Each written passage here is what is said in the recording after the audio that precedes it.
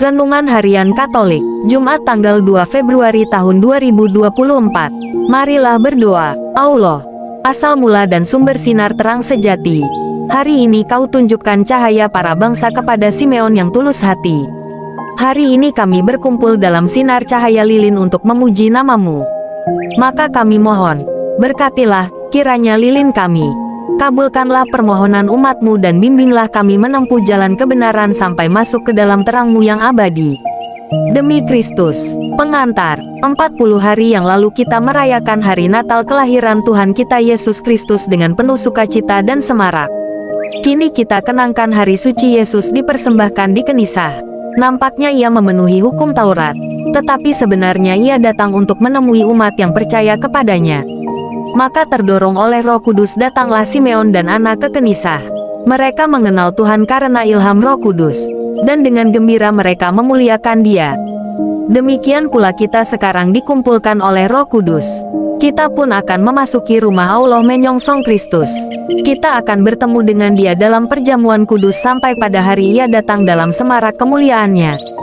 Bacaan pertama, bacaan dari Nubuat Maleaki pasal 3 ayat 1 sampai ayat 4. Tuhan yang kamu cari itu akan masuk ke bait-Nya. Beginilah firman Tuhan semesta alam. Lihat, aku menyuruh utusanku, supaya ia mempersiapkan jalan di hadapanku. Tuhan yang kamu cari itu dengan mendadak akan masuk ke bait-Nya. Malaikat perjanjian yang kamu kehendaki itu sesungguhnya, ia datang. Siapakah yang dapat tetap berdiri apabila ia menampakkan diri? Sebab ia laksana api tukang pemurni logam dan seperti sabun tukang penatu. Ia akan duduk seperti orang yang memurnikan perak, dan ia mentahirkan orang Lewi, menyucikan mereka seperti emas dan seperti perak, supaya mereka menjadi orang-orang yang mempersembahkan kurban yang benar kepada Tuhan.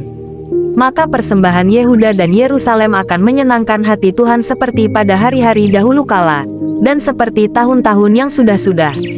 Demikianlah sabda Tuhan. Syukur kepada Allah. Bacaan Injil. Inilah Injil Yesus Kristus menurut Lukas pasal 2 ayat 22 sampai ayat 40. Mataku telah melihat keselamatan yang daripadamu.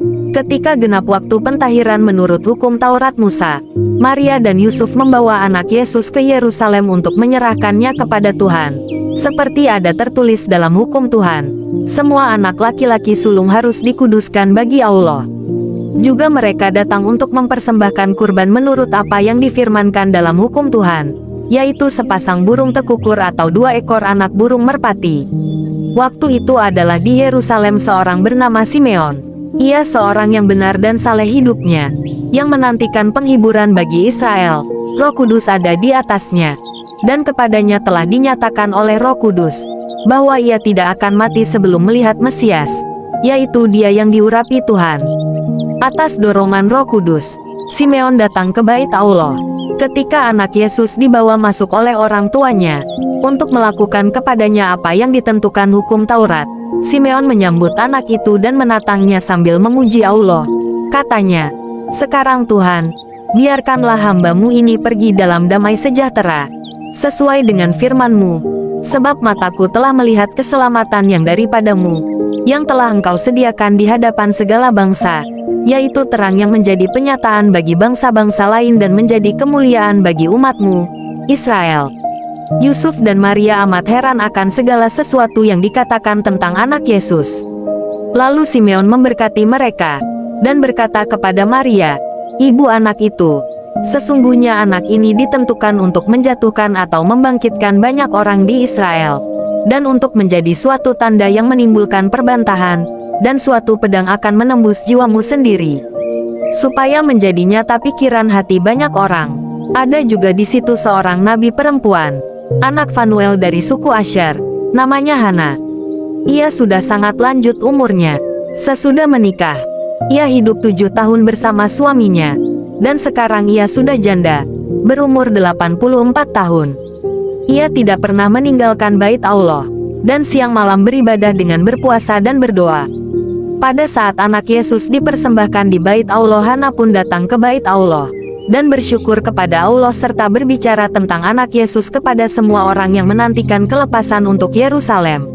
Setelah menyelesaikan semua yang harus dilakukan menurut hukum Tuhan, kembalilah Maria dan Yusuf serta anak Yesus ke kota kediamannya, yaitu Nazaret di Galilea.